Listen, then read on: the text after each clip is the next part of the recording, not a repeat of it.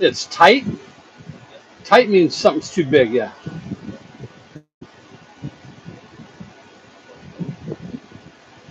You okay with going online?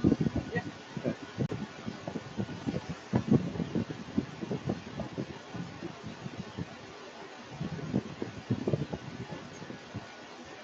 You keep dumping those pins? Yeah, that's a second time now. I brushed my hand over there. That's because you just got to let you leave the key in it. Yeah. It's got that big old rocker to go around.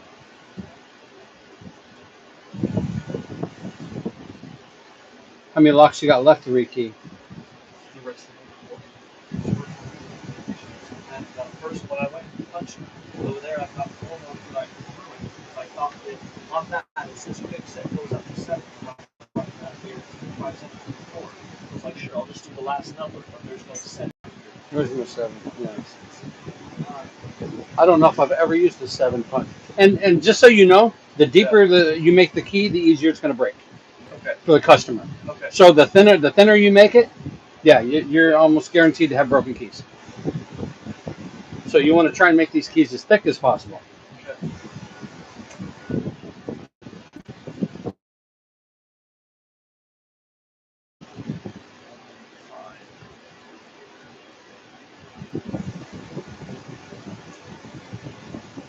I can't tell you if I don't think I've ever punched a number 7 on this. Yeah. And I think very rarely do I even punch a 6. Yeah. I'll bet I'll do a 6 once or twice every 100 keys.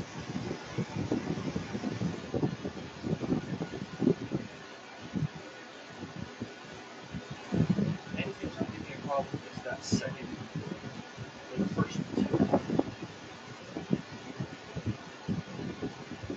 So pull the key out first. Don't try anything until you pull the key out.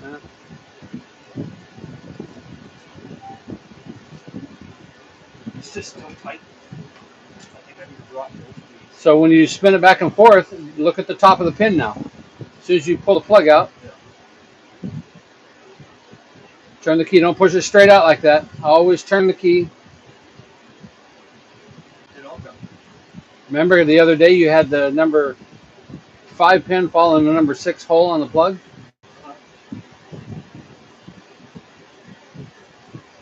Why are these?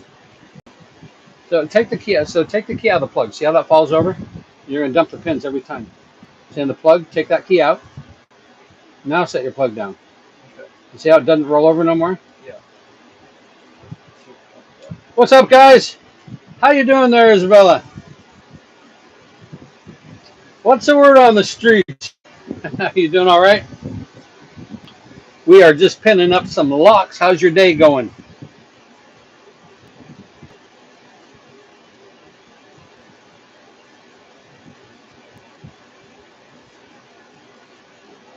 You're doing good. All right. Nice. Good, good, good. All right.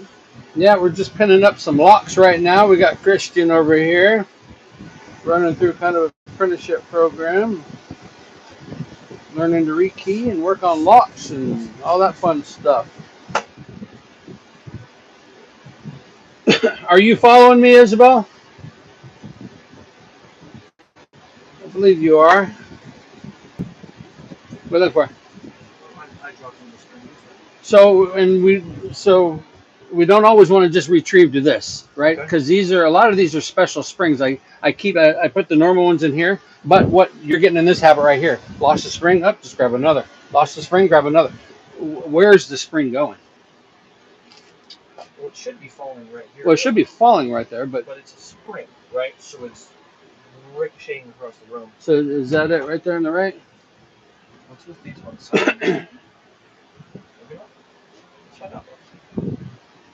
So again, just make sure to work all the way over the mat, right? Everything you want to fall right there on that mat. Yeah.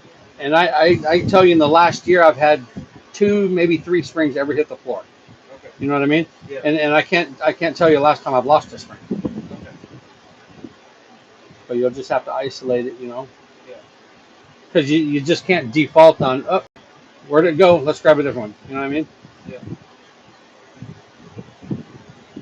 I think one of the problem with having this plug is such a different size. No, you're all right. No, it's fine. Taper down. Okay. No. Hey, what's up there, Joe? Hey, Matt, how are you? We are pinning some locks here. Christian here is working through some lock issues here. We're trying to figure out what's going wrong.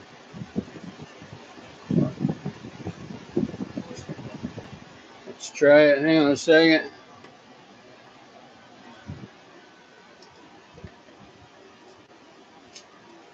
So have you, I noticed you haven't sprayed this yet either, right? So, Well, we typically spray at the end, but I can spray it on it. so you typically spray it when you try the key, Okay. because that way you're going to move the juice around. Up, you got the top, Yeah. you got that top So pin covered pretty good. Down, Yeah. So you can almost guarantee that almost nothing is in the back of that lock now. Okay. Again, yep, there you go. Point it that way. Perfect. See how it didn't come out at you? Yeah. Now it went all the way through. Now right turn, left turn. Let's see if things open up. And hey, well, thanks. Oh, much better. Much better? Okay. So let's put that clip on. And hey, make sure to like the video, guys, if you would. Click right up here. All right. So what are you guys up to today? Isabella, what are you up to today? Joe, you working hard? Thanks, Joe. Yeah, I appreciate that, man. I might ought to make you a moderator or something. I don't know if you want that. I don't know if you want that headache though.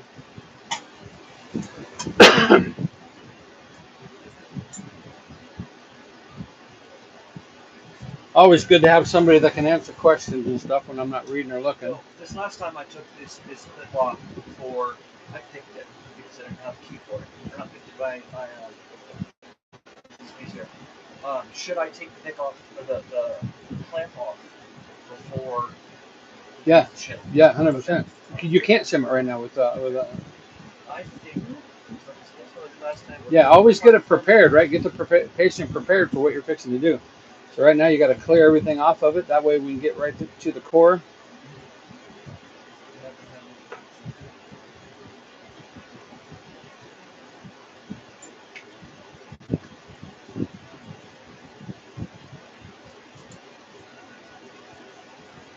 Yeah, hang on a sec, Joe.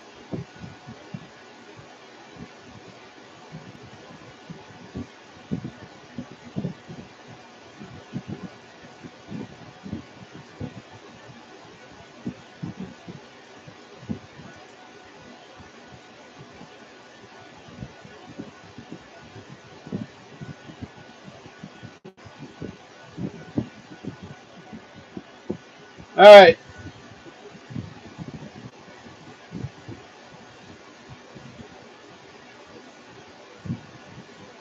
What's up there, Matt? You won a $125 gift card. Nice. The CLK Live. Okay, that's pretty cool. I've only been on that stream one time. Another locksmith out of Nebraska told me about it and what have you.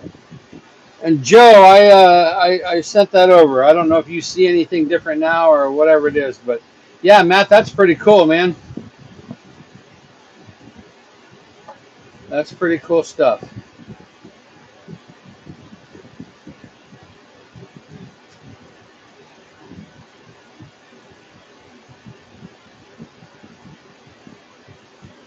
And have you tried all the keys in the other locks? The ones you already rekeyed, did you try every key? Or are you working with just one key? No, I was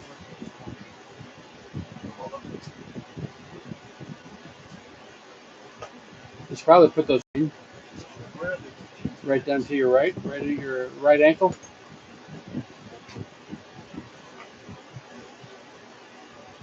Oh, it'll take a few minutes. Okay, yeah, I see you as blue, so that might be why. Yes, yes, it is, Locke. Yes, it is.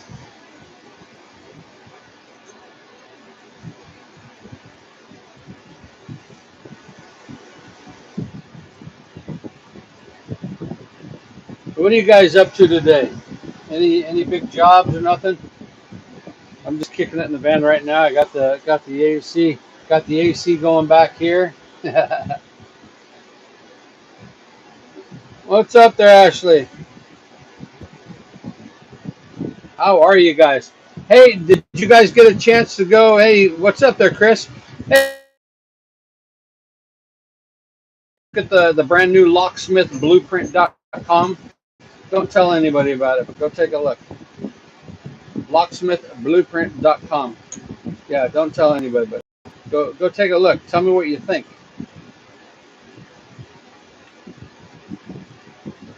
Gentlemen, yeah. 90-day fiance. Okay. Hey, there's a girl here on TikTok that, oh no, that was at 60 days in. 60 days in. Did you put that on after you put the face in? Normally you want to do that opposite, right? As soon as you pull that spindle out, pop the face out, spindle goes back in. It was giving me problems when I tried to do it that way. But I will make sure that I yeah, always put it in because so do me a favor, pull that spindle back out and I'll show you why. And what's going to happen quite often. Parking meter enforcement. Oh wow. Okay, hang on a quick sec. So when you pop that in, no, hang on, no, when you pop that in, that face is in, you're going to snap off one of these tips. That's what's going to happen. And it's you have a 50 chance whether it works or not. So it's not if it ever happens. It happens 50% of the time. Okay. You're going to snap that off, then you bought the lock. Okay. So that always goes on before face. Okay. But it's one of those things that you're going to have to snap off 2 or 3 or 10, and you'll have to buy them for the customer, and you end up coming out and doing a job that's cost you, $45. Yeah. All right, well, check out all that. Oh, those are pretty cool. Pretty cool. Locksmiths are one rung down from parking meter enforcement. Well, that's pretty interesting. Enforcement quite a bit, so you haven't figured out where to park and where not to park.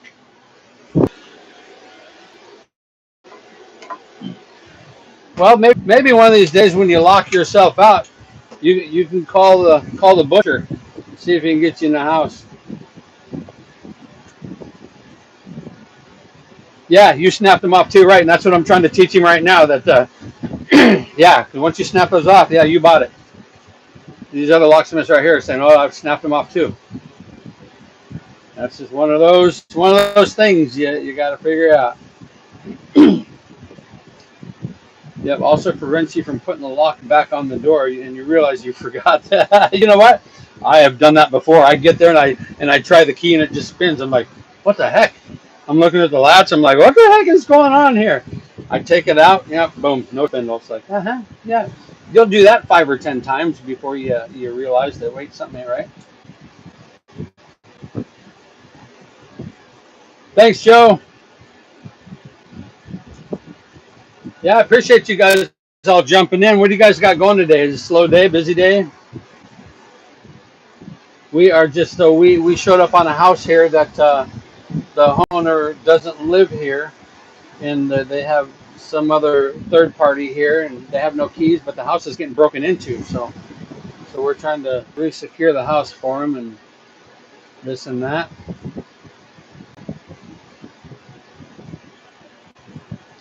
Yeah, see, Joe. So it does show you. It shows you blue on my end. So that's it looks a little different from TikTok, but that's pretty cool.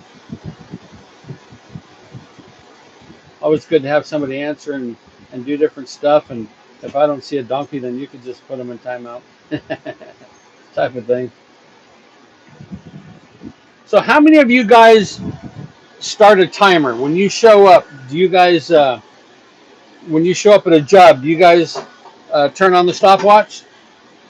And you have a set time that you typically allow for all these jobs. That way you know if you're ahead of schedule or not ahead of schedule.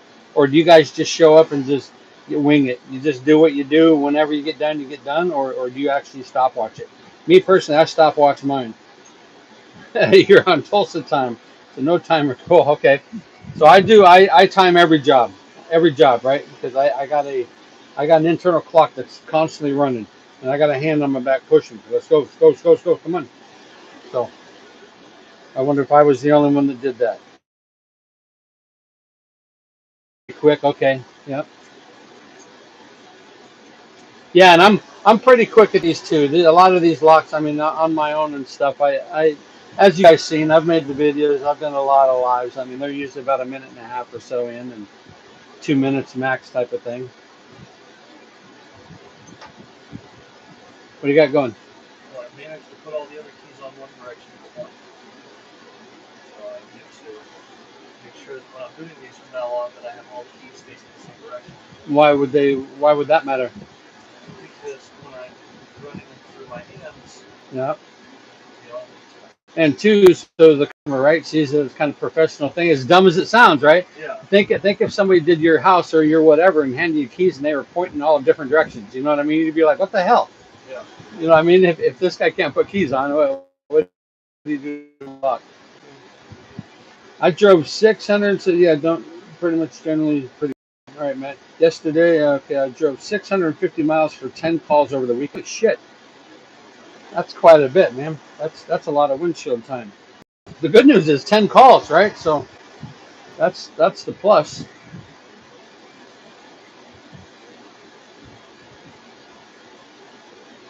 Uh-oh, now I'm slow. My satellite shut off for whatever reason. Hang on a quick sec.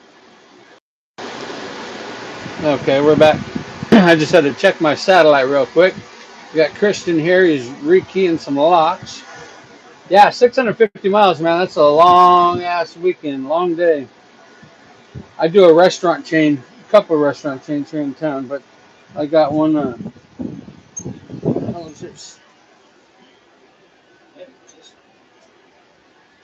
but they are wanting me to.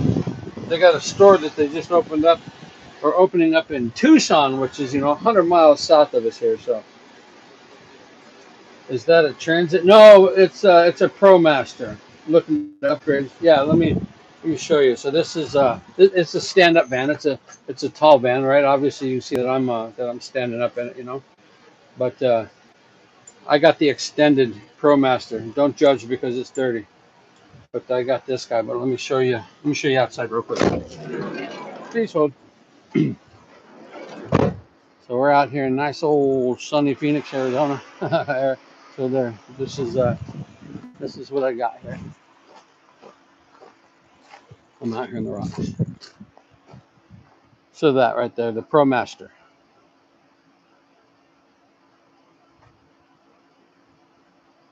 Yeah, that's stooping stuff. Yes, stooping stuff. And then like so, I mean, I got a couple access points, right?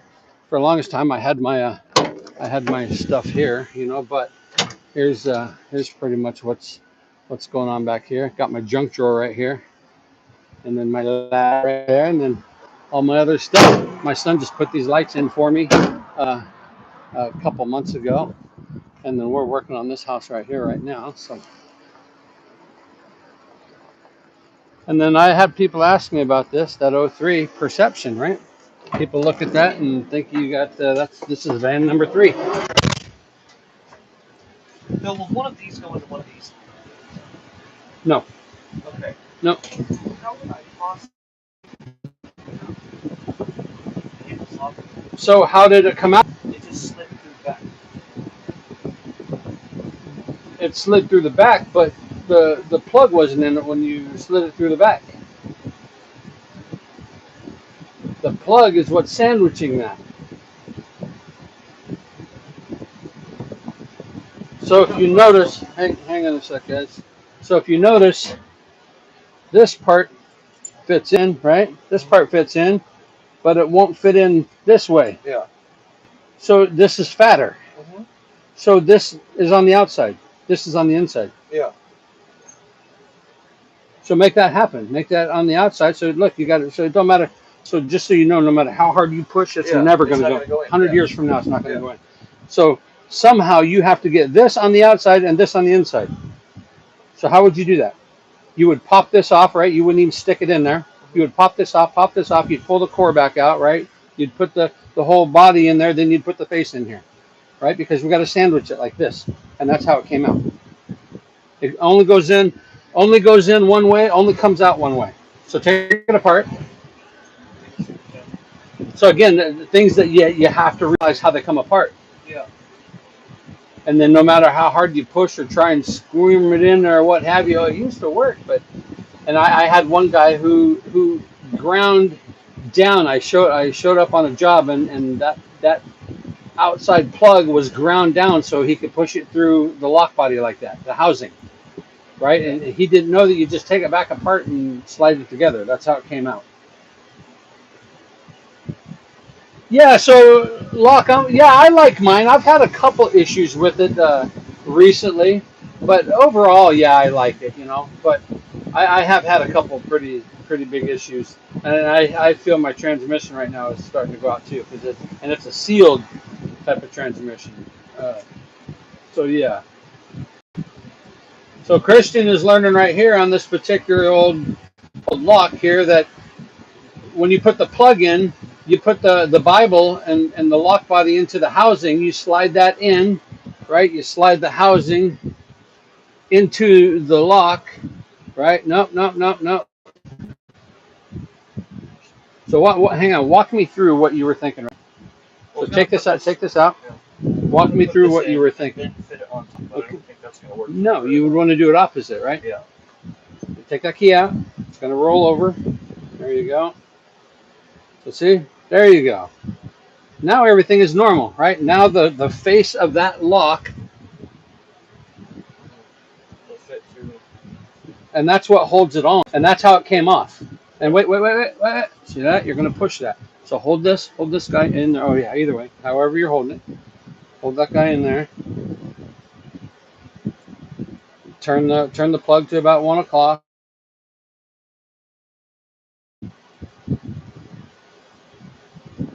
Yeah, you're letting that go. It's gonna fuck you as soon as you turn it.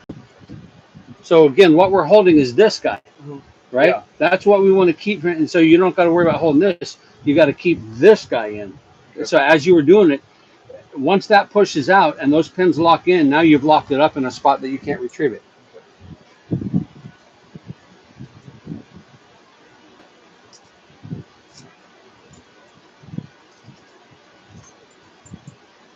So now do you see? So now look, everything. See that? That's what's holding it in. That face, right? We slid the body in the back. Yeah. The face is what's holding the front, and that's why you can't shim it from the front. Remember, you tried to do that. You put the key in there. You tried to put the shim. That's exactly why you can't shim it from the front, is because that face is bigger than the plug itself.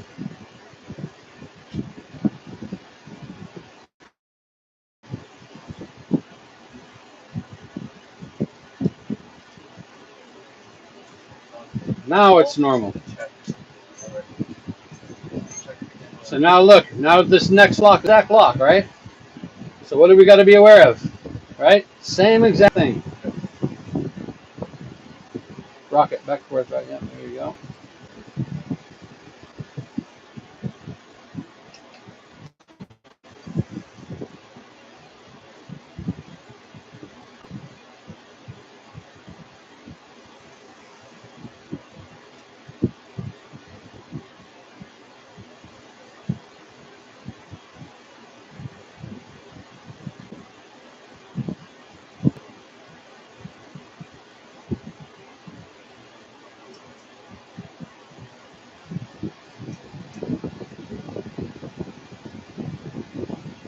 So we're going to have to shim these locks to get them open. We don't have any keys, so we are generating keys. And Christian's trying to shim it open. He's pushing so hard that he's bending the shim. That won't work anymore, so you got to get a different shim.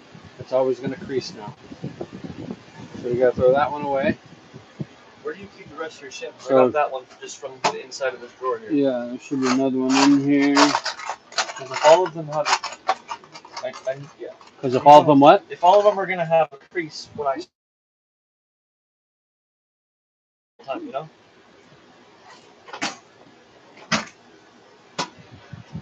Drawer in here. I do. Yeah. And you buy them in packs of like 50. Awesome. I know you gave me a couple, but I And you got to be super gentle with those. Really, really gentle. What do you do for the key core that have a reduced cut in the back that makes the pins drop even if you use the plug? I'm not sure what you're asking me there. What do you do for the key core that have a reduced cut in the back that make the pins drop, even if you use the plug. You hope and pray, Joe. You know, and I'm not really sure, unfortunately. And so let me hang on a sec, guys. So here's what's going on right there. So don't use that one; it's already broke again. Here's what's going. Hang on, guys. So you're shimming like this. You're then pushing this, and you're trying to pull this out slow. This. No, this. And you can't do that, but like this, in that, like this. As opposed to you're trying to just real slow, trying to time. I was doing that because you told me the other day that It if I the back up on it too much, the concept of it is right is you're catching this pin as it comes down this ramp, yeah. right? But slow, no. And one of the things I was also telling you about is you don't like this. No, you're not even moving a pin yet. Okay. Move it, move it, move it. But when you pick the first one or the second one, you can't go back in because now you're just shoving those pins right up through the bottom of the deal. So this right here, this comes in and out, in and out, in and out, in and out. And as it moves, right, in and out. And I literally move that much. Okay. Right? It's just I don't force it in. Once you pass something, that section, yeah, you don't go back into it. And then I was, yeah, and I only got 3 left here. So you get us out of these, we're fucked. Okay. So yeah, on the shimming, right? And what I was telling you that sometimes if you push too hard, which you can tell you're doing, if you push too hard, you got that top pin, you're pushing against that top pin, it's never going to fall because you got it pinned up against, right? So that's why this has to be even lighter, right? So it doesn't pin. So right here, I'm pushing really light, and I move this in and out like that, right? And if it doesn't work, then I pull it back out a little bit, and I put it back on there, right? Just like that. Because sometimes it just went to that number 5 is done, right? There's number 4, and you can feel how right. So you can feel how grummy, and let's show you here too. When you push this back too far, then you can see what we do to it. Yeah. Right when we push the key back in. So spray this real quick. Spray that in now. And if it's giving you problems like that, when we start using resources like that, then pick the lock open. Okay. Just pick it, and that's what I'd recommend right now. Just pick it open. Pick it open. Yeah. Get it open because you don't want to keep using resource on something that's not working. You know what I mean?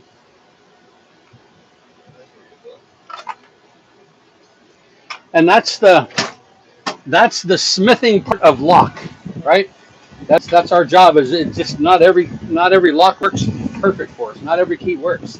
Not every shim works. Yeah. Sometimes you can't pick it. Sometimes you can only shim. Sometimes you have to use a leashy. Sometimes you have all these resources that you gotta you use each one for a minute and a half. If it doesn't work, boom, next resource. Boom, next. You know what I mean? Because what we all do, right? What we all did as newbies, right? We would get working on whatever tool we had, like even like picking a lock like that, right? 30 minutes later, 45 minutes later, we're still not in. Yeah. Why are we on it after 2 minutes? Hopefully, yeah. So now look, we got the worst scenario. So now look what happened. See how this is straight up? See, now these pins are in the back. So now, yeah, now you're gonna fight. And that's I'm not sure how you Well, because you suggested that I picked it, and I picked it, but I didn't put this stuff back in first. Well, and you don't have to. You just don't pull it out. You just pick it and turn it right. You know what I mean? You don't pull it out. Yeah. I'll keep that in mind next time. Yeah, no, you never pull it because look, you don't pull it out because you don't have a plug follower, right? So as a rule of thumb, you never pull this. It's only pushed. Yeah. So this will never come out by hand ever. I mean, physically it will, but the rule is you never pull this out by hand. You always push with that. Okay. But and that's not going to come out. Just so you know, get everything out first before you. Yeah, it's not going to come apart. You got the other pins buried into the chambers there. See if you put. Yeah, we don't have a key, so we have no key. So you got to keep picking it to get it out. I have to re-pick it now? Yeah, or pull it out. I don't see how you're going to pull it out. You're going to have to pick it because you got the pins have dropped down into the fourth and fifth chamber. So on the plug, right? So on the Bible, from the Bible part, from this part right here, you have already dropped the fifth, the fourth, and the third springs and top pins. They're on the desk somewhere. Now number one and number two has fallen into number four and number five on the plug. Okay. And that's because one when you pick it, you never keep these lined up with the Bible. Okay. And the reason you never leave this and this the same is just for this reason right here. Okay. So had you picked that and turned it, that would never happen. You can pull it in, out, but if you leave it straight, you're going to pull it out, boom, and it's going to stick every time. And then this is what's going to happen to you.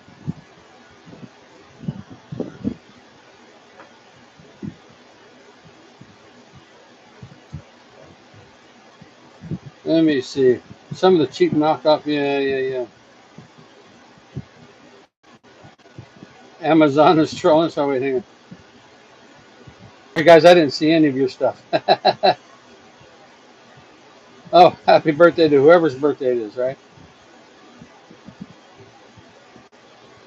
Are there some cores that have to be turned 90 degrees to remove?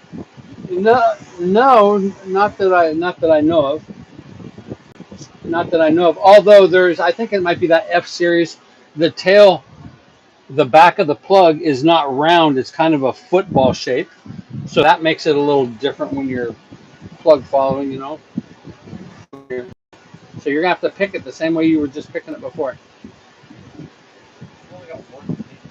I just wanted to see if I was able to move that in from the rear floor. No, you'll be the first one that's done it if so. There.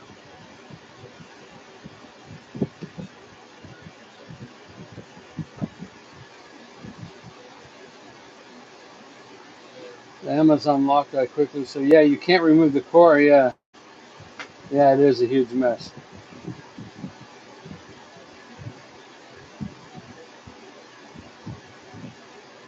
Yeah, Chris. Yeah, and I use a shim as a bridge all the time, all the time. Especially some of them Schlegs have that weird. It's weird at the back of the plug.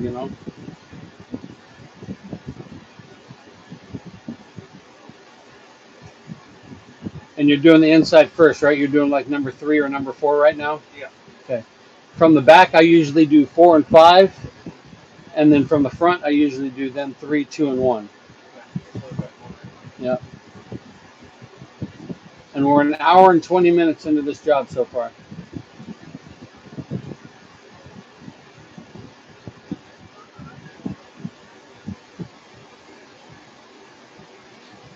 Yeah, I use a bridge. I use the shim as a bridge all the time. And I have one plug follower. So look, my plug followers, I got some of the metal, I got some of the Lock Monkey type stuff, but I went and did this too. I just went and got PVC pipe, and then this one I actually stuck on my key machine and ground it down, so it's smaller. So I use that quite a bit as well. But I found out these PVC, and I don't even know what size they are, but I found these PVC work really good. And I bought like a whole, 2-foot stick or 3-foot stick of it, whatever it was, and ended up with like friggin' 30 plug followers. Mini Maglite, okay, that's pretty cool. I've never tried that. Now that you mention that, I think I've heard that before.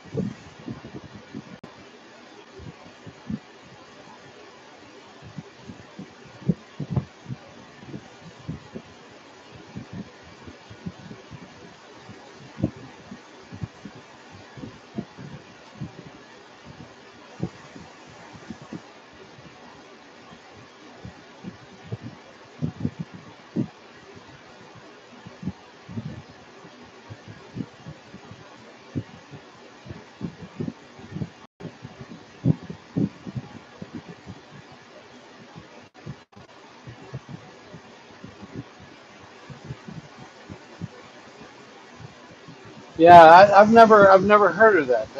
That's pretty interesting. Mini mag light.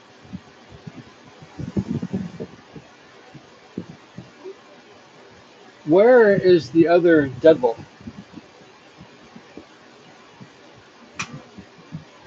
2, 3, 4. That front screen was a double deadbolt. So we have 5 locks instead of 4. Well, we got cylinders. Remember that Five cylinders the instead front of 4. security screen has a key on the outside, key on the inside. So that's two. You only got one. Where's the other one? Would have to be over at the north stuff. Because we're gonna have to rekey that too. I'll go grab that soon.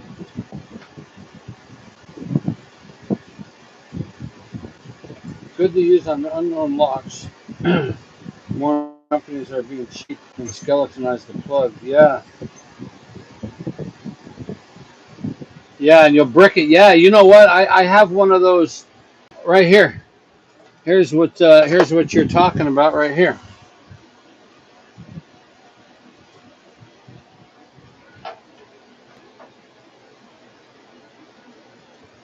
Is that what you're talking about? That guy, one of those guys.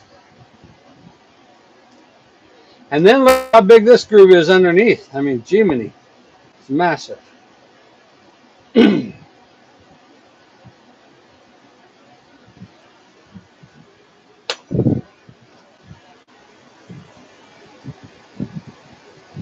Yeah, it is now. So that makes it tough, right? Because now you can't turn the plug, turn your key to pull it out because now, for obvious reasons, you're going to try and dump every top pin into every one of those grooves.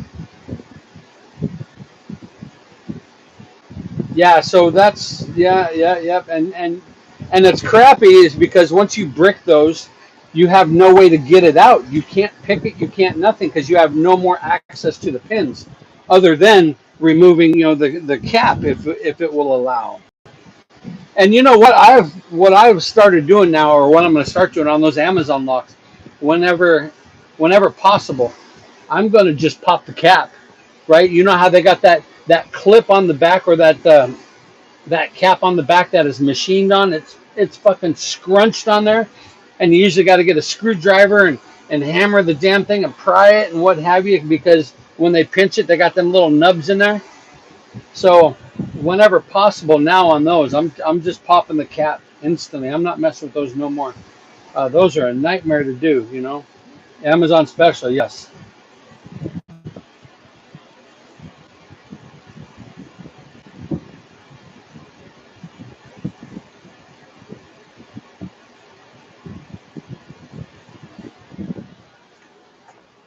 So remember, we're gonna hold that guy. There you go.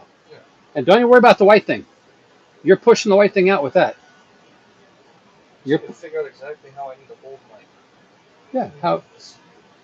However, and so and that I and the plug is going to push. What I typically do is I just hold it like this right here. can I mean, pretty do easy. this. Just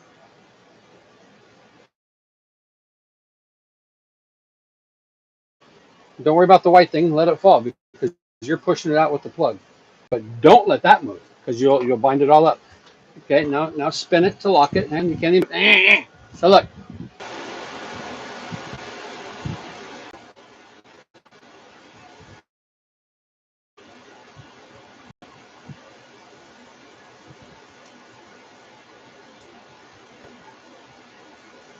I'll go grab another lock. Okay. Is this one of the ones that I need to pick or We'll try and get in whatever's the fastest. I mean, you don't need your picture over there because you already got it off the door.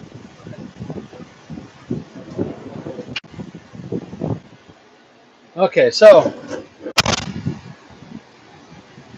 this guy has told me that he's done picking and pinning and master pinning, and he's done a bunch of this, not in the field, but he was in the shop, what have you. Said he's only been in the industry about 3 or 4 months, but I'm finding out he knows nothing, nothing. The simple sign. I mean, so this is as green as you get right here. So yeah, this one's going to be a fun one. But we all started somewhere, right? Patience first. Yeah, whenever it pauses like that, I'm always on a phone call. And sorry it's so loud. It's 100 plus degrees out here, and we we have the we have the AC running, so it gets pretty loud that way. But okay, we're back with the other half of that lock. So this was a double deadbolt. So you want me to pick all of these? Right? No, no, I want you to do whatever's fastest. If it's shimming, if it's picking, if it's whatever is the absolute fastest. Spray it, yeah, and you might if no spray it if that key doesn't go in easy. If it goes in easy, then you're perfectly fine.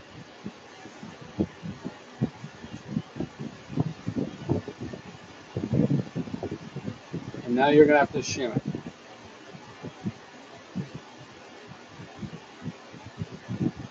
Ah, can't shim it till you take all that apart, huh?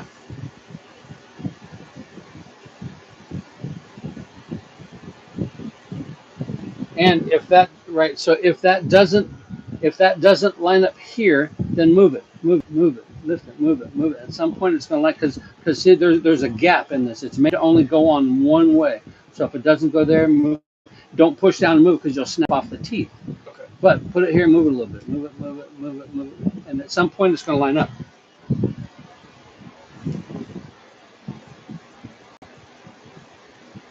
And if it lines up, then just put it down on the ground and push down and start spinning.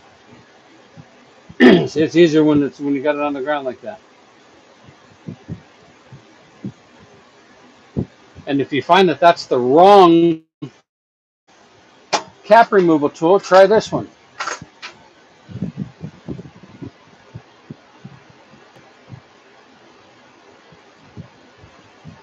If you find that's the wrong one, then we got to pick it. I mean, we got to use the, yeah.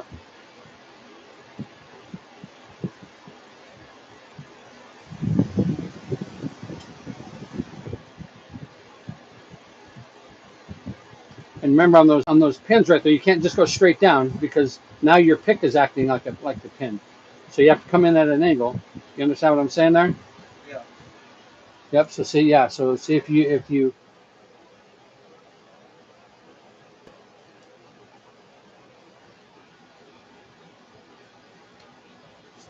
Tilted. oh, yeah, there's a spring right there. Don't move that until you grab that spring.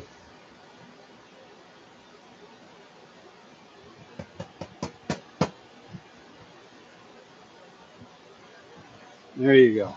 Now go and do whatever you're going to do. We have to capture that spring first, right off the bat, because that's not a little thing you can just reach in your bucket and grab another spring. See how small that spring is? Yeah. That's tiny.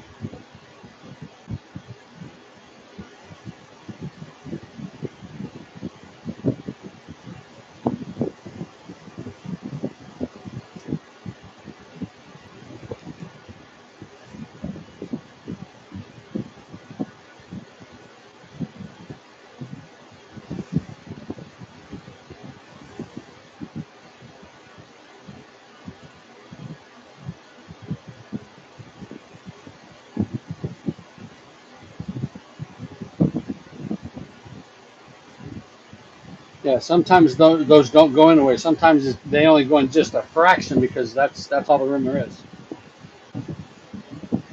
So sometimes you just got to kind of hold it there, you know.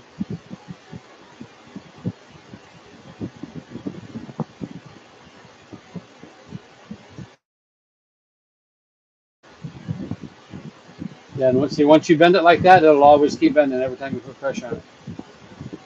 So you might have to pick it now. Okay, so shimming might not be your thing. Well, all the shoes I've used so far have already had many. Those were brand. Those are brand new. The last three I gave you are brand new out of the thing. I thought you said there was only 3 in the thing. Yeah, there's three. There's three left in there. These last two that I've given you were brand new.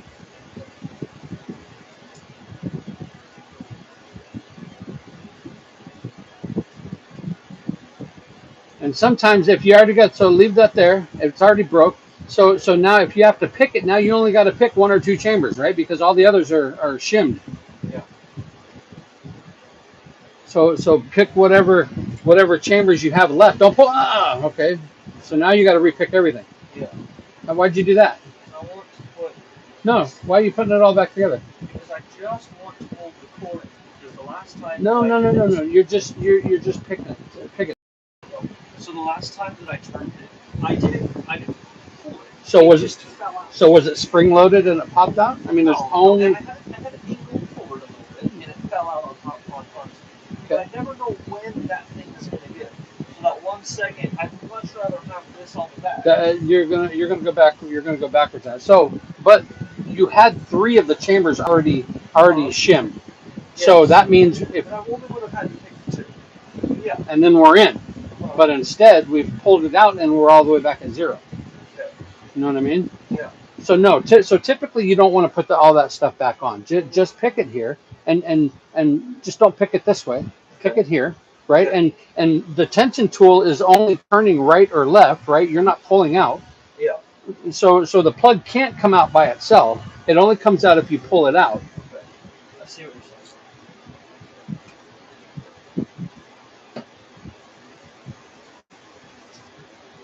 Sorry, I mean you're going to get frustrated. This is frustrated. Yeah. I'm on you, but it is what it is, right? You don't want to reverse, especially when you had 3 of them already done, right? You just doubled your work, tripled your work now. Yeah. Put yourself back to 0. You know that's never a good thing. And that plug right there is never going to come out, no matter what you say, until you pull it. Okay. So the only way it's going to come out is if you pull it, which means you pulled the other one. Okay, so is that already turned? Yeah. So perfect. So pull that plug out, or pull that thing out, and now use your plug follower.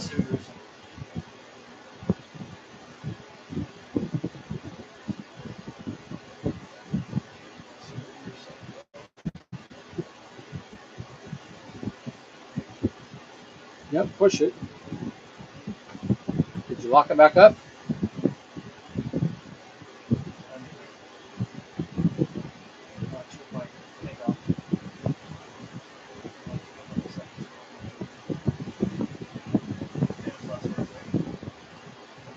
So it's picked, so turn it a little bit. Yeah, now pull that out. Now push. Now with that one, you're going to push, right? You're not pulling the core out. You're pushing the core out, and you're just catching the core. And if that's too big, use the smaller here. Try this one right here. This one's a little bit thinner. Oh, it's just. It makes me think again. I don't see how I'm.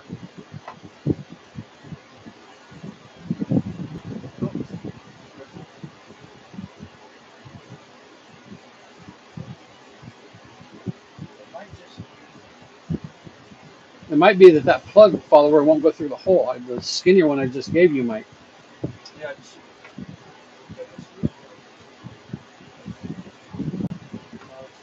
All right, let me see. So is this already picked? No, it's not even picked. Look at the Bible. Look at the plug. Look at the Bible and the plug. It's the same. It's not picked. Okay.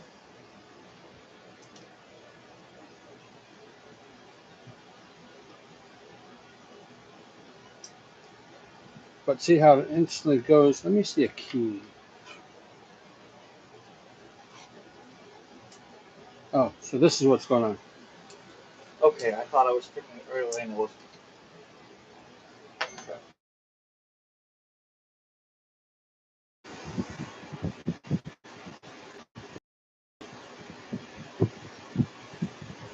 Pinch and push. Yep. Instead of using the tip of your finger. Yep. That's exactly right, Chris. So what we got to do is we got to pick this. So he had 3 of the chambers shimmed, but then he pulled the shim out to then pick it. Did you get it picked? Okay. Again, you're pushing with one, you're catching with the other, right? There you go. That is a nightmare, but you're going to do another 200 of those nightmares before you figure out what's the fastest and most economical way for you, unfortunately. All I can do is show you and put pressure on you. Outside of that, but yeah, you know what I mean? You just got to learn. You got to see it. You got to understand that things fuck up. Find a solution. And that might be a wiser, so you might have to drop 3 on those, whatever. Does it stick way up? It's not going to say wiser on the. It sticks a tiny bit up. Okay, so let me see. That ain't going to work. So drop it down 3, right? So if you got number 3 cut, drop it down 3. Yeah,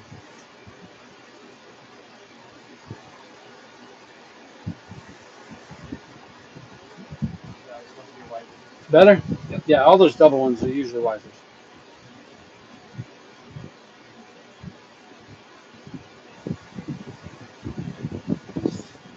Or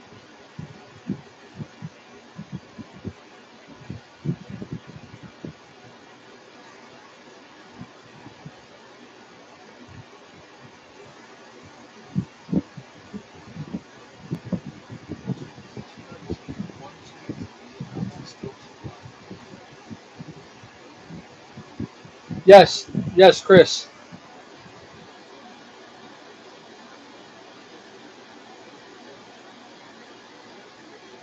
Yeah, and that's a good one also, Matt, for sure. Both of those are. Five, three, just out.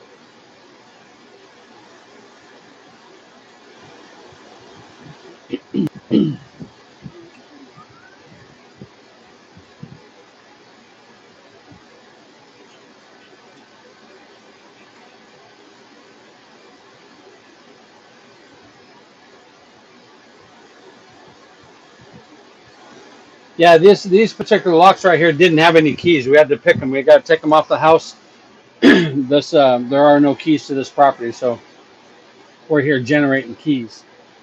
So yeah, if we had a working key, it'd be a lot easier, for him. But unfortunately, a lot of they're very common for our industry. As you know, you're called because there are no keys, right? So we're here to generate keys. But yeah, so it makes it a little tougher on top of learning, right? Learning just in general, and then you add this on top of where you got no keys.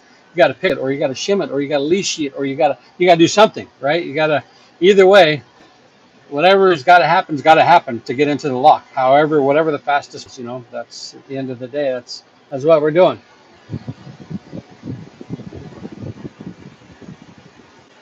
I had to go down so many on these. Huh? I had to go down so many. Oh yeah, that's it's wiser. It's typical. But just know that and just boom, through them. You know what I mean?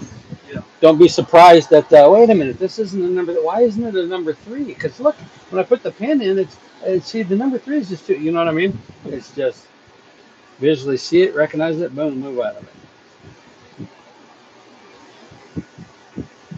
And you'll find out sometimes that each lock is different. That's why you can't just pull out. If you got 5 locks, that's why you can't do this, Christian. You can't say, okay, I got number 3, so I'm going to pull out 5 of these. That way it'll be quicker for me on the next one, because you'll find the next one's a totally different size, and none of those work. Yeah. Same thing. You're not catching the white. You're pushing through the other way. Make sure you're not lined up with the Bible. That's going to be the most important part. Have the Bible on top. Yeah, there you go. So just push it. There you go. Spray it, and then try all the keys.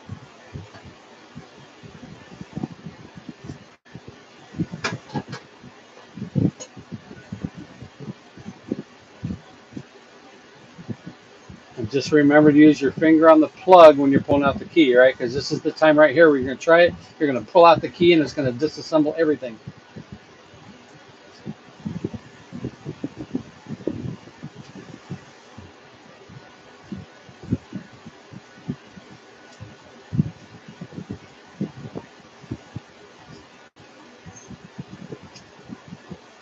Okay, that works.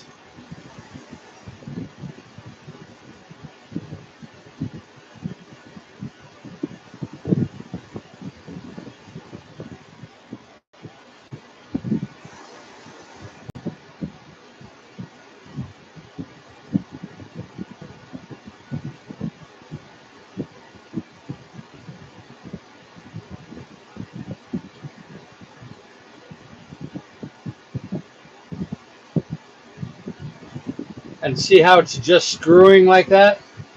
That means that pin hasn't popped through, right? Yep. And if you don't get that pin to pop through, where you were, I did. okay, Yeah. and then you can spin the little washer to line it up. But if you leave it like that, and every time unlock, it will just unscrew itself until one time they pull their key out and all the guts come out with it.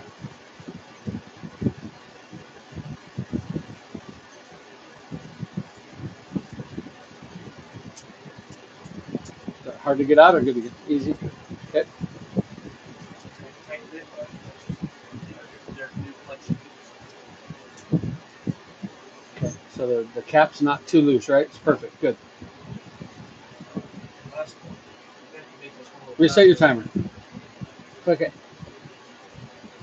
Next lap. So again, I do the timer thing, right? That's just I'm talking online here. Yeah, I do the timer. Everything I do is time, just so you know where we're at. You know, along the day. So when somebody else calls or lockout or what have you, how long will it take you to get here? You can look and say, I got 2 locks left. It's going to take me about 6 minutes to do these, and then boom, we're out. You know.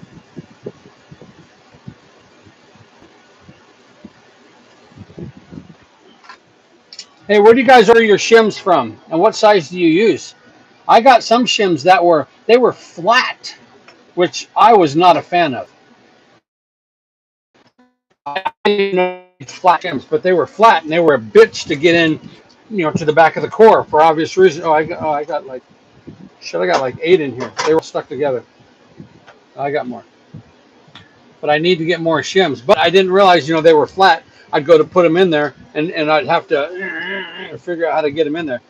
And so now we got the curved ones. But where do you guys typically get your shims and stuff from?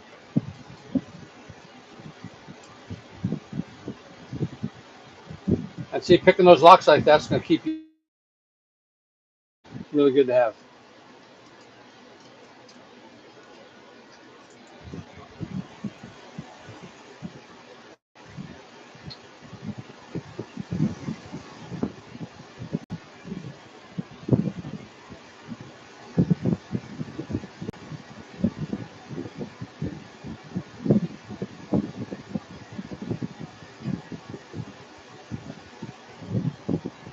Yeah, probably UHS. I think that's where I got mine too.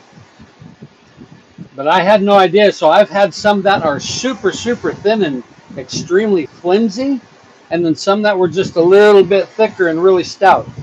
So again, and I didn't know they were flat. So I've ordered the wrong ones. I've ordered the wrong ones several different times. So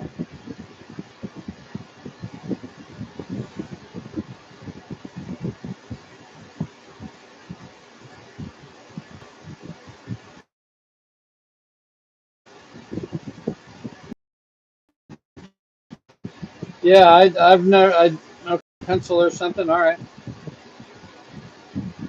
Yeah, these were just too flat, and I you could only get one corner in, and it was really hard to bend it, to get it around. Yeah, the tough part, Christian, is when you're going to go out on your own, you're not going to be sitting in the AC like this. You're going to be in the heat.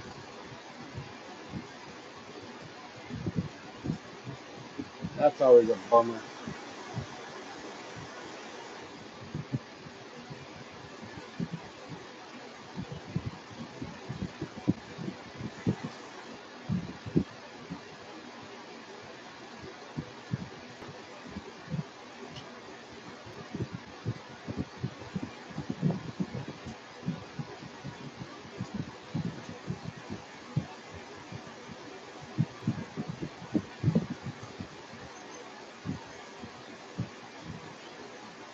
Huh, gauge stuck. Okay. Yeah, I don't like the flat. 100% I don't like the flat. I like them curved. Oh, my back is getting sore. Pain on the body.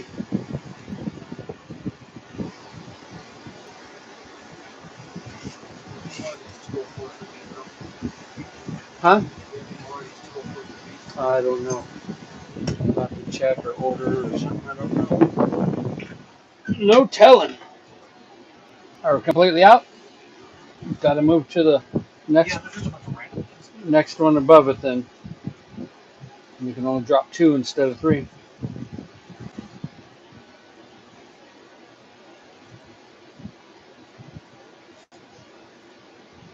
What number you look for there? 219, but I need to drop down like 5 because dropping down 3 is not enough. Well, then it might be the next pin. Okay, I just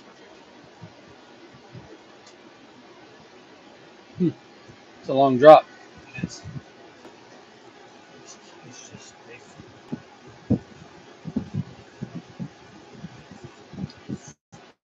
What new T-shirt idea, Chris? What are you talking about? Talking this one? Remember, I used to have red only. I've been wearing it for 10 years.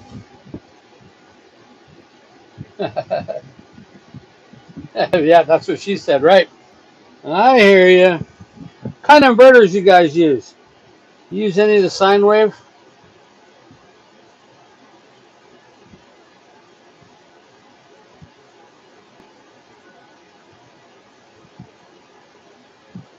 Bought this one almost a year ago. I got this one and I got the small one. The small one is for those lights. Matter of fact, I don't even know why I have these big lights on. Didn't even dawn on me.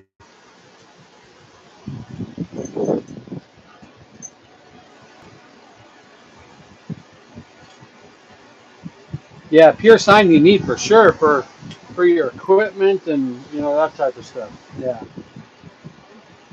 Did you spray it already? yes, great fun. Perfect.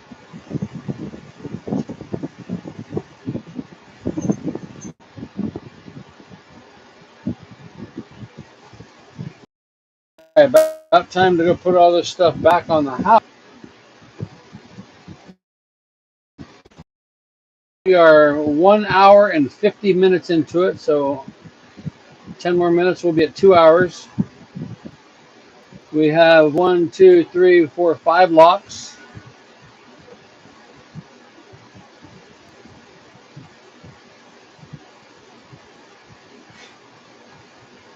We should have 6.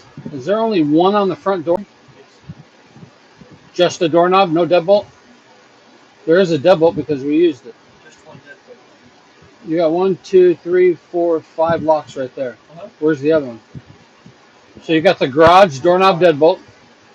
Yes. You got the front door doorknob deadbolt. You got the security screen double deadbolt. 2 deadbolts, 1 handle. 1, 2, 3, 4, 5. Yes. It's 5 pieces. Has a doorknob. The garage has a doorknob, has a locked doorknob. It has a deadbolt as well. And a deadbolt. No, this one is the garage deadbolt. No. That can't be. That's the double deadbolt. That's the front. That's the gate. That's the front screen. This is the front door. This is the garage door deadbolt. This is the garage door handle. Okay, so put those two together. Garage door handle, garage door deadbolt. Garage door deadbolt. Front door handle, front door deadbolt. So is the front door. So the front door only has, is it a thumb push on the front door? Yes. Or is it a door knob? It's a okay, so there's only a deadbolt. Yep, perfect. Okay. All right, Joe. Hey, good seeing you, man. Thanks for swinging through. I'll be out here on the next one. Okay, so there was no door knob on the front door. Got it. Perfect.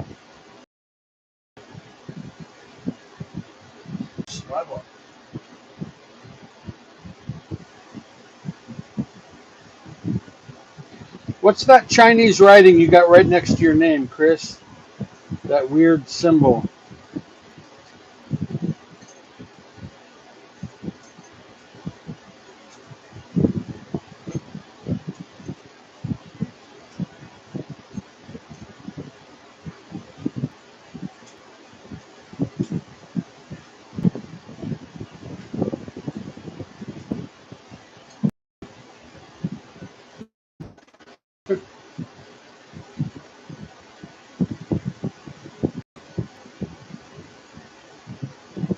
You don't see no Chinese writing? I do, right next to your yes.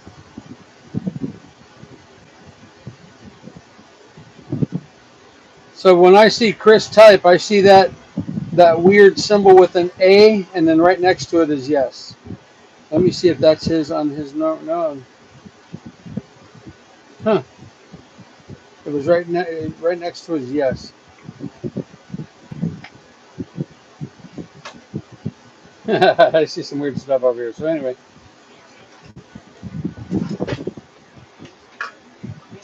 Put all of our toys back. Not those shims, those are garbage.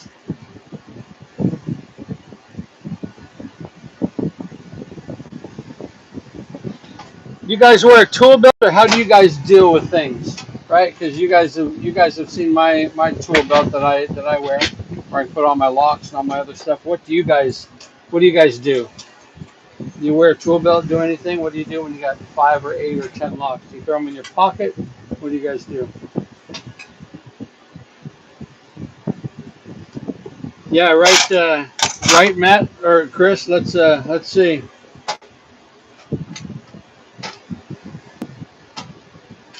Got all the toys.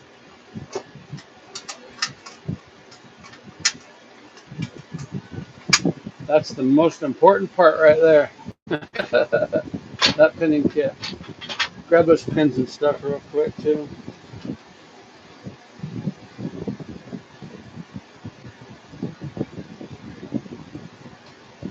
I mean, you don't see movement in there. Probably just stuff over.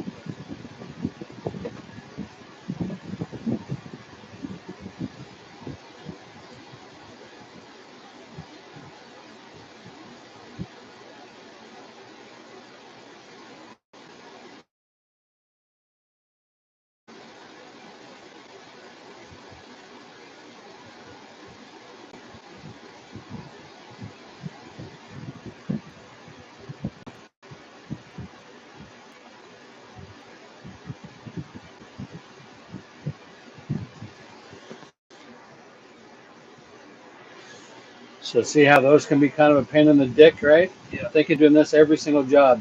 Yeah.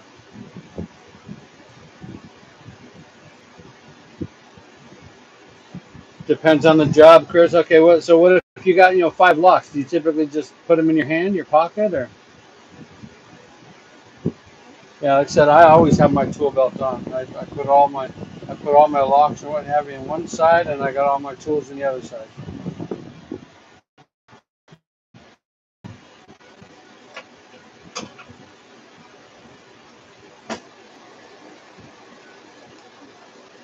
All right, I'll turn off the van here.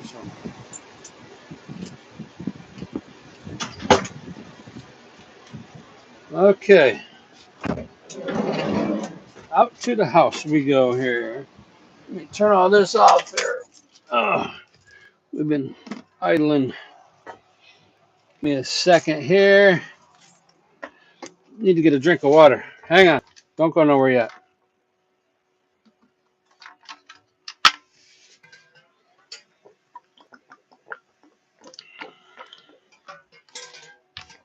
All right. So I can tell he's getting a little bit frustrated, right? Rightly so, because I'm kind of on him a little bit, kind of pushing a little bit, right? This isn't 5 locks. We're 2 hours into this job. So obviously you know that typically can't fly, right? But if you train slow, if you practice slow, then you work slow, right? It's got to get the concept of the locks, which is cool. You got to do all that type of stuff. But there is a clock running, so that's my internal fight. I'm not just saying, "Hey, here, sit down, let me do it." Let me make sure all of our goodies are locked. They are. Let's go see what we got going here. Yeah, because some of it ended up being, he did the inside door, did the outside door, and then walked to the van. Didn't even do this door. He was like, "Oh, I didn't know we had to do this door." Well, we have no keys to the property completely at all, right? So I probably should get some Wiener Slide because I know he's not going to spray it, right? I spray every lock when I put everything back on.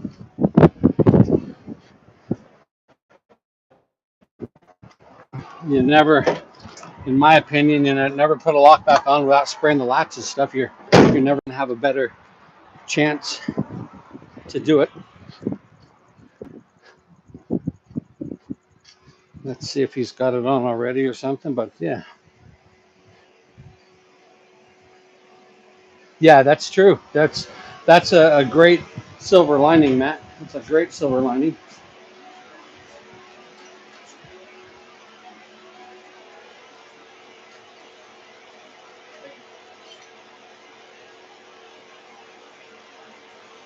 Yeah, that's a good silver lining, Matt, for sure.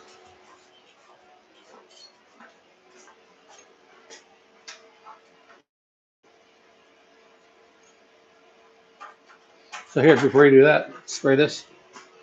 Pull that out. Check that out so we can spray that. So we can spray everything. There you go. Right through that hole. On this, on the deadbolts you go up top, on those, go right through that hole. Push in the latch. There you go. That's good. And then same thing. We're gonna go up top first, and then a little bit in the hole. Perfect.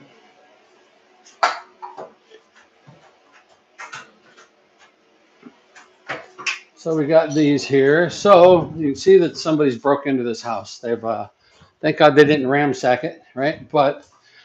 And they didn't steal really, right? Really anything like this, but they came through the back. They came through the back bedroom here, and here's the screen. Here is the window. See the blinds out there, but they broke this. They broke this guy right here and slid in and out. So although this is broke, that's the window they came in through right there. So they broke that little clip down there to get in. And you can see perfect opportunity back here, right? Look, everything is nice. That's a street right there. You can see the curb. But that's the street view right there. Look at that. The neighbor's back there behind, so you can see that this is pretty concealed, right? One reason why you don't want to conceal your property like this, yeah. So they got lucky. They really did. They really did get lucky. You can see where they went through all the drawers and all the everything, right? Why they put the lamp up there, I don't know, but they pulled this stuff out from under the bed, right? All the closets, all the everything. So they went through everything, but they didn't trash the place, which thank goodness. I came walking through here hoping we didn't find some tweaker sleeping, laying on the bed somewhere. They got to end up going hands on with some fucking weirdo. But then you always look up in there's an attic right there. There's not, but yeah. So I went all the way through everything just when I come into these empty houses, right? I typically look around not because I want to see what the house looks like. I don't give a shit about that. I want to make sure.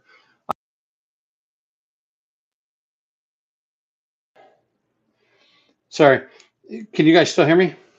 I've come in before into some buildings where there was a bunch of tweakers in the building, and it was a big commercial building, and it had, I mean, it was a place where Tesla was, and this thing was about the size of a Home Depot, maybe. It was big. Had about 70 offices in there, a whole bunch of offices, different hallways, different everything. Well, I had to go in there and generate keys and secure the building because the tweakers were getting in through the getting in through the back through one of the deals. So I had to go into this warehouse. Well, I go into this warehouse or into this whole building.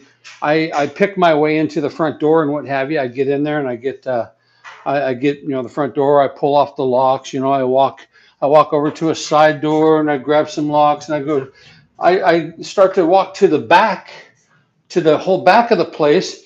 And there's like 8 or 9 tweakers inside here. They got like tents set up.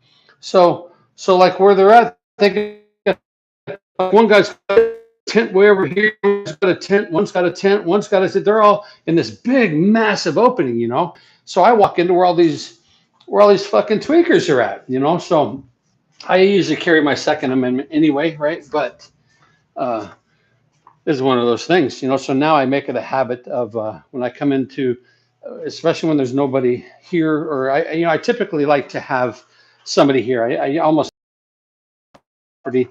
without somebody else showing up. I don't care if you're the owner, whoever you are, whatever you are, you're showing up. That way, when the sheriff's office shows up, I can point and say, that guy right there said I can come in. So I always have somebody. But in this particular case for these commercial buildings, I've been working with this customer for 7 years, and they own several facilities. You know, some of them are just office, some of them are strip malls, some of the other stuff. So when they call me out, I typically don't have to worry about, you know, are they legit? So, but nevertheless, you're still entering, things. You're still entering things that are, look at that. So right there. So look, there's a window sensor, right? So there's probably something broke on that back window right there behind the couch. Yeah. So whoever came in here definitely is not. I don't know if they're even staying here. It doesn't look like they stayed here because things just don't look that same way. But yeah, the window. So there's a guy outside that he is our the RP right now. He's the responsible party. The owner is out of town, but they have sent, you know, friends of theirs or whoever. So I got somebody else out here, right? They're waiting out in the car. So I told them about in this back room right here. I told them about putting a dowel in between both of those windows, right? Because you got this big window right here, and then this window slides that way, this window slides that way. So you put that dowel in the middle right there. That way none of those windows move. That's the window they entered. That's the screen for that window right there. Some of these blinds are laying outside there, you know. But so I've told the RP about that, and sorry for the sheriff lingo stuff, but talk to the RP about that, and you know, so they're going to go get those made. But meanwhile, you know,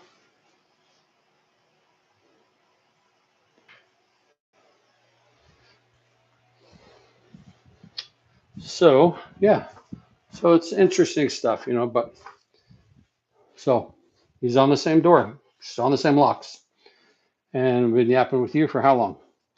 So these are the things that need to change, you know. Yeah, this is a nice property. Yeah, yeah, they definitely need CCB or something on here. Yeah. So they're going to do the window back there, and they took the lockbox off the front door, you know. So that's what they had on the first thing. That's what they had the first time was the thumb screw. You know, those little things you put over the frame. That's what they had, and they pried it enough to just break it. They just snapped it. See? So yeah. Oh, okay. Look, so he did put. All right, so he got creative. So there you go. Let's hope this doesn't fall. No, good. So look, he did. He found some. He found some boards or something outside, and he put those in the window. Perfect. Perfecto. Now you just hope they didn't come through this one. How you doing, Christian? Doing good. Just learning stuff. No. What do you got going here? Well, all these doors are all messed up. What do you mean they're messed up? They're just bent and twisted, and it's difficult to get into the spots that I'm trying to. You got that? It says up. Okay, because look, it's not even lined up nowhere near. Yeah, I got a twist around though. Hang on a sec. You got this one on. Here you go. Okay, all right. So I took it off a second ago because I was like, where the hell are these things going to screw into? But they screw right into the that. other screws. Yep. Yeah. Yep. So I had to redo that. And when I did it, I got my orientation. So and on these quick set type, yep, it goes that way and then twist it, yep, and that's how it lines up. Yep. Which is kind of backwards, right? You would hope. You would hope that by when this is locked, it would cover the holes. But that being said, I'm online right now, so I'm not going to talk to you about that. But we'll discuss the advantage and disadvantage of how this is placed when we put locks back on, especially that have the flat spindle. Right? This one's got the round spindle. When we have the flat spindle, we'll talk about what the right way and wrong way to put it on. You know. And just like revisiting how important it is to start it with the fingers and try not to start it with the fingers. Start it with the area. And yeah, I get as much as I can done with. But everybody's got their own way, right? But at the end of the day, all of our ways have to come to the right way. You know what I mean? Yeah. Right-handed, left-handed, you'll figure all that stuff out.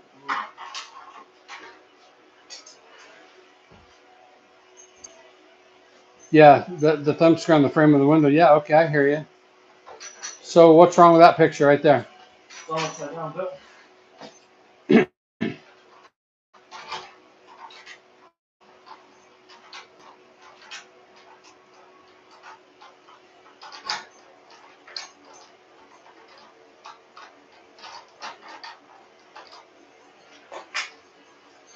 And it's not always going to be this much pressure, I promise you. I But know. I'm just. but Yeah. Part of my issues I didn't eat today was a major error of my own. and you see what the difference of a shop or the field is. Mhm. You know what I Yeah, mean? yeah, no, Shop, for it's nice and shop, fun it's and nice and cute. easy, and There's yeah. AC, and you got some just lollygagging time. You know, the only thing you're missing is a recliner and the TV, right? Mhm. Out here is totally different world. Yeah. So a lot of that stuff you apply in the shop doesn't do anything.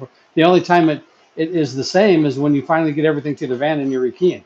Short of that, everything is different. Mhm.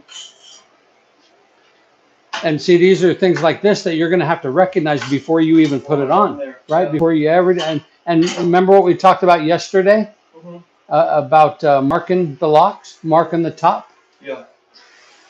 which and I see you do it, but I wasn't going to tell you again Mhm. because you need to go through this right here. You need to figure out that wait a minute, I'm going to do this lock 4 and 5 times. Mhm. No, don't look, don't look at the lock. So look at this. Mhm. This is what's going to tell you. Yeah. Right? So don't, right now you're trying to say, okay, wait, this was upside down. So now if I turn it this way, I knew it was upside down though, yeah, because I just put it in wrong. So I yeah. was trying to figure out which way was right, so I can spin it to the opposite side. So look right here. Yep. So that right there will tell you which side to do it. So hang on, don't put, yeah, yeah, Yeah. yeah, Cool. So yeah. I'll take that out in a second and switch it. Those removal tools that you buy, 4 or 5, 3 of them in my bag, right? So Yeah. you're So I'm gonna go get these other ones then in the meantime, and then I'll finish this at the end. okay. You can get that shot.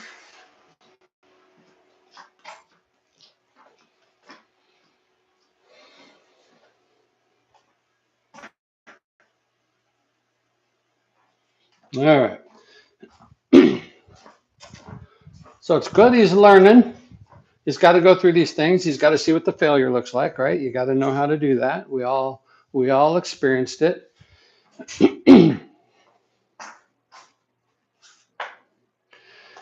He does have the locks on the white carpet, so we want to kind of watch for that once in a while. I figured they wouldn't roll away that way, but yeah, that's something I probably should keep in mind.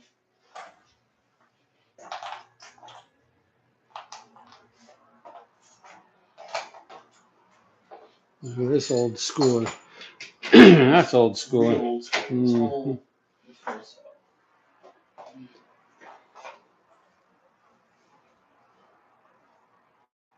Front door, gate, front door gate inside.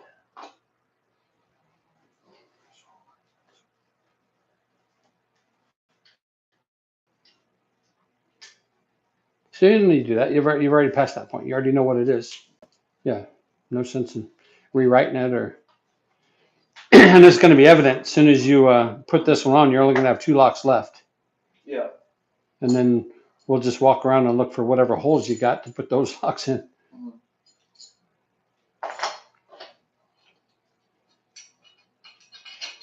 Yep. Remember, time it right now while it's in your hand before you grab anything else.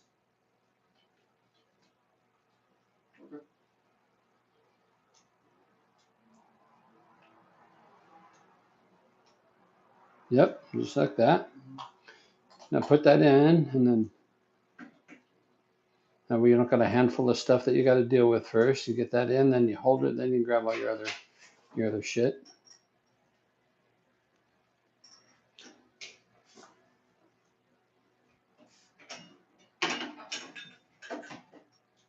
And that can only go in one way. So It's just we pulled up, everything is so bent, twisted. yeah, remember it came right out though once we got that fixed. Yes.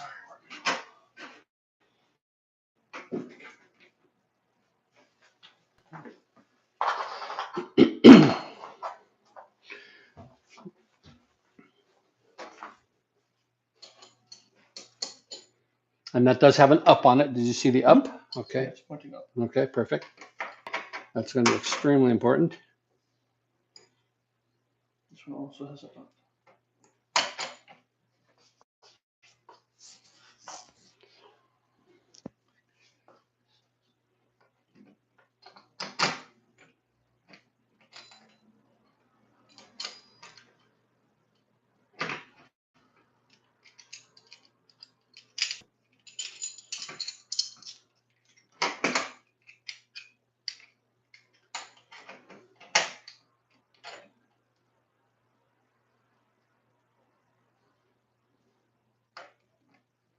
Yep, it's always going to go sideways first. Don't worry about the circle. Don't worry about the holes right now. Just worry about the. I'm making sure that it says locked. Yeah, don't worry about that yet. You'll spin that later. Right now, you just got to get that thumb turned on. Now turn it up. Now spin this to where it says. Okay. Yeah, don't line it all up there. Just get it on and then spin it around, and that'll save you a lot of. And you'll find out right now that once you start trying to put screws through, that things aren't going to be lined up. Yeah.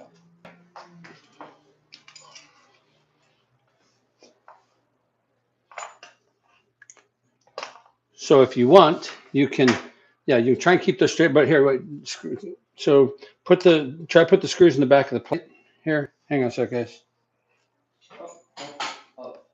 So look, what I would do is here, I would do here, I would do this. I'd stick this here. Hang on a second. I was saying even the right ones. Okay, so you got to put that in first. Yeah. Yep. Okay. Yep. Yep. You got it. Here's the other one. Thank you very much.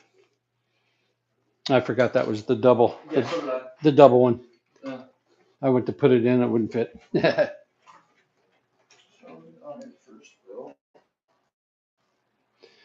Yeah, graphite on the carpet's right.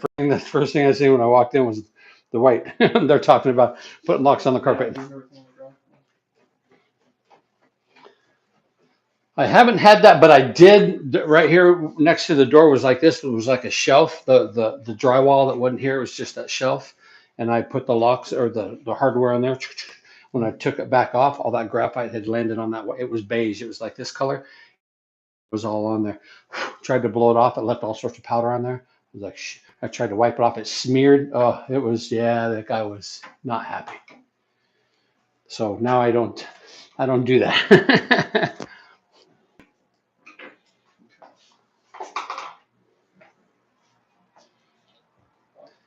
and right now, right, left, see if it works before you even screw it in.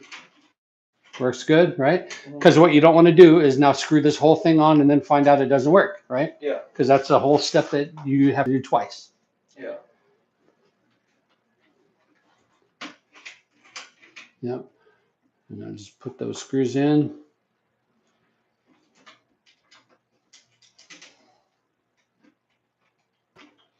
And a lot of them I just do with the screwdriver. Stick it with your finger like that, spin it in. It's sometimes they're just so hard to deal with. Yeah. They're so small. And I don't got a bunch of feeling in my fingers, all the years of welding different shit. I mean, it's weird. I can still grab stuff out of the oven. So like when she cooks or makes dinner, what have you, I can grab the pan out of the oven and put it on the stove. And check the outside deadbolt trim even. Yep. Make sure it's even, right? So look, so somebody else has brought out a valid point, right? Which we've talked about before. Mm-hmm. Remember? Making sure that this isn't like this, right? Okay. Well, I don't know. You come and look at it. I'm going to say no, it's crooked, but what would you say? I would say and how I had it was good, okay. But this one is yeah. Real bad. Okay. As long as that's straight, that's when you tighten it up, yeah. But today, just so you know, also normally you wouldn't do that right there because you're scratching the door. 100% you're scratching the door. And again, that's just something that we don't as a company, you would buy, right? See, like you're doing it again. That's typically something I wouldn't do. Okay, so you're saying that I should take this faceplate off, straighten that out, tighten it back up. Tighten it back up. Okay. Yeah, because by you turning, you're scratching that door. You know what I mean? Yeah. And think if you're able to turn it, why won't it turn back when you leave? You know what I mean? So if you're able to turn it, then it's going to turn by itself again. Good point, Chris.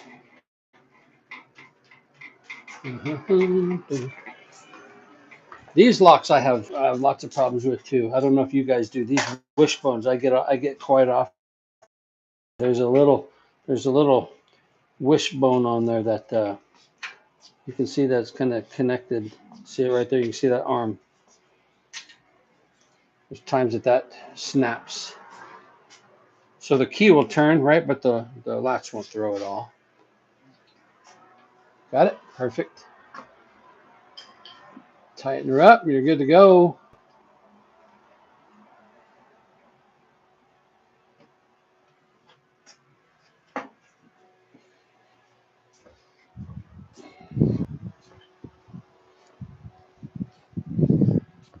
Man, like we got a couple clouds out here, man. It's God. Last week it was in the 115s, 118s, 120s. Oh, it was terrible. It was terrible. Okay, I'm doing my best right now to be patient, right? So he's been with me for about 2 weeks, and I've walked through a bunch of these. I've done a bunch of these for him. I've showed him. I've had him do them, and right now it's just going to take a little work, right? He's just got to get some windshield time in him. That's at the end of the day. He's just got to get some time in him, and we are 2 hours and 22 minutes into this 5 lock job. He's got the deadbolt on in the garage. Doesn't have the doorknob because he put it in upside down. The face is upside down. He's got the deadbolt that's going on the front door. Now there's a double deadbolt that needs to go on the screen. So I mean, right? We all start this way. So that's the good news is we all got to start here, right? $1,000 door, and yeah, you get real unhappy customer. Yeah, you ain't lying, right? And that's kind of one of his go-to things. He did on another door too. To tighten up, and he's like, oh, well, if it turns now, it's going to turn back at some point, right? So we got to kind of, and those are habits that just it's for a new guy, right? Just somebody who doesn't have the experience. So that's what we're doing. It's a new a month from now he'll be totally different. 6 months from now he'll be a totally different operator. So yeah. And that's so my locksmith blueprint, the locksmithblueprint.com. That's exactly why I made that page right now for people like Christian right here. For people like Christian who want to be a locksmith or a handyman or people who want to deal with locks. That's exactly why I made that learntopick.com. I mean not the learn to pick. That's where I sell, but the locksmithblueprint.com. Exactly for somebody like Christian right here. Uh-oh. Well, they went that way. But yeah, we're out here just crushing it. This poor guy's been in the car for 2 hours.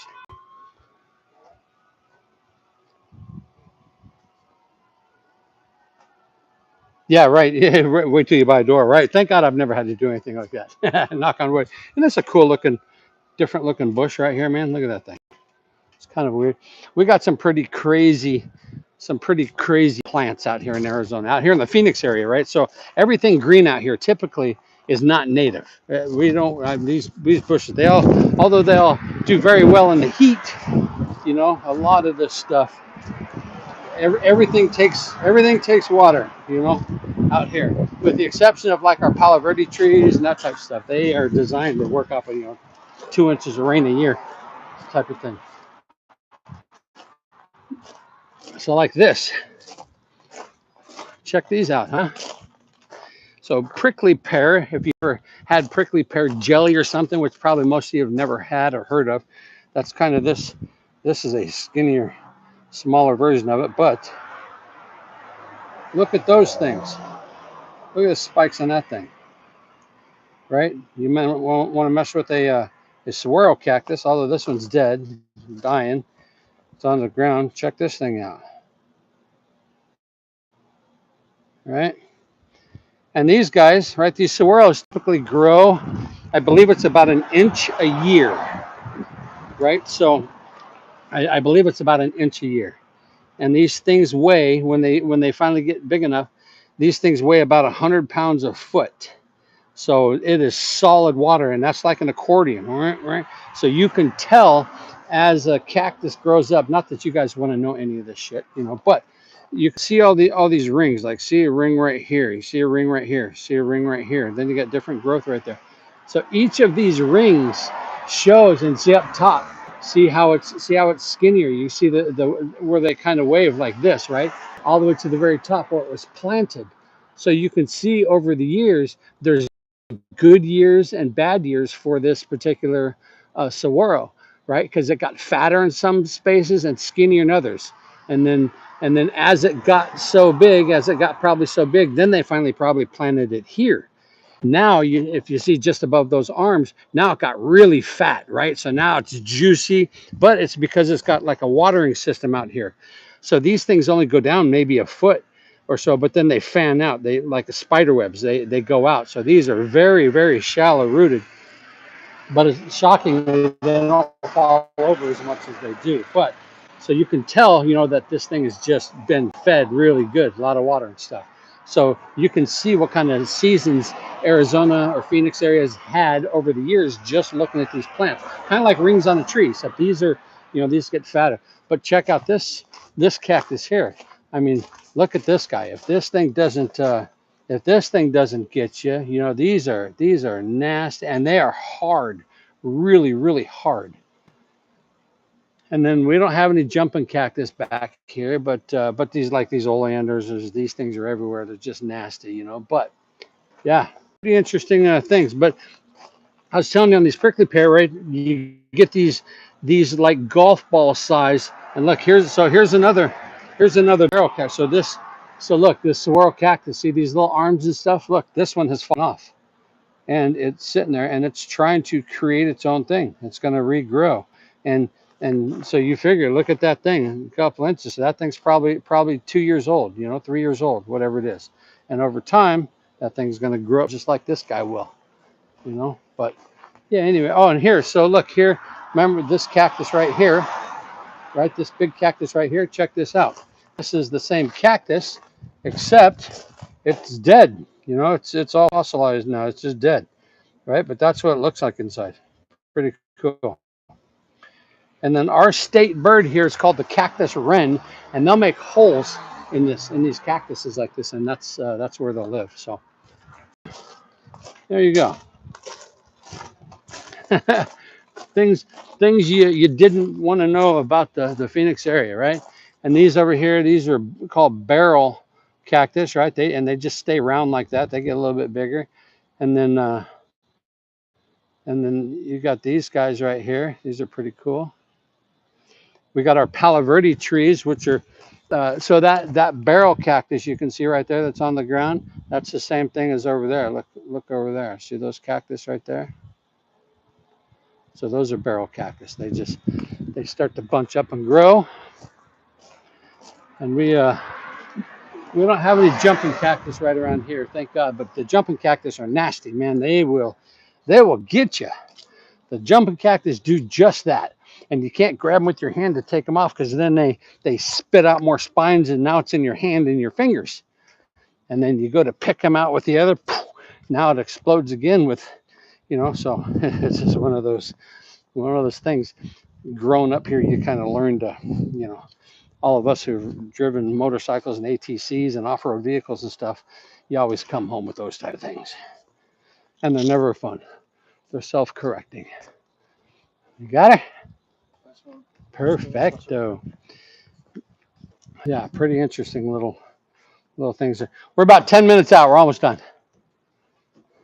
Look at the size of those.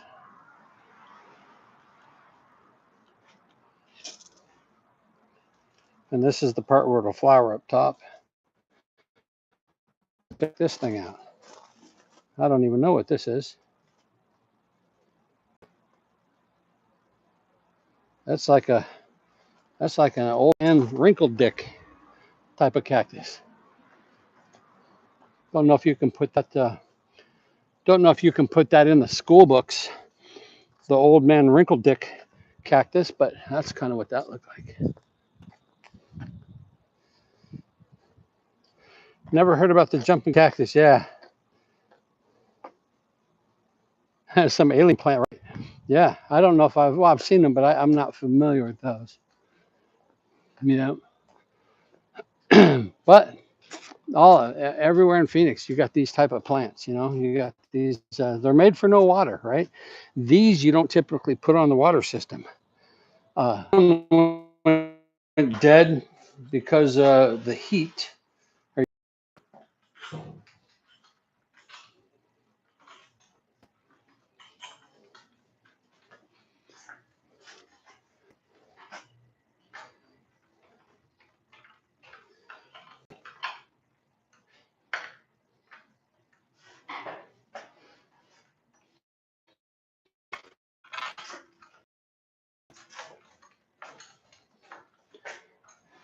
Are you guys still there? Don't know. Look like you might have left.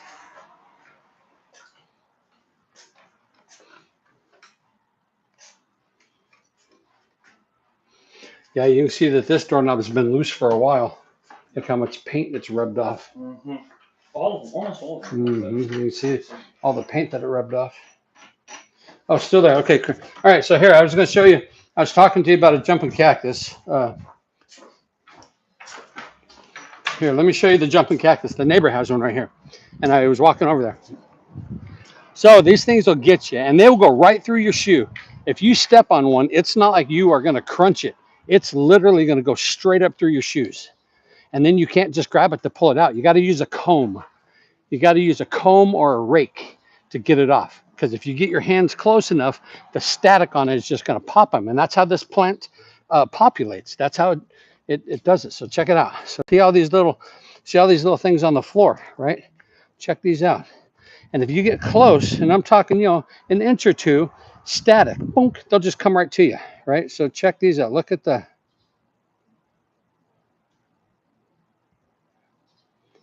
those are as nasty gets, right? And there it is. And there's the fruit that the birds love. You see the fruit on it, right? But this is called a jump. It's a cholla, and they are nasty. And if you step on one, it's unmistakable. Look at this thing. Pretty badass, huh? And that's what these do. When they get to a certain age or what have you, that's their way to do. They just fall off, hoping that an animal, right, a coyote, a cow, a snake, a whatever, a rabbit, they're out in the desert, you know, they get close enough to one of these, this attaches to them, and it takes off running, right? And at some point, the rabbit or whatever goes back into a hole or you know, in a tight spot.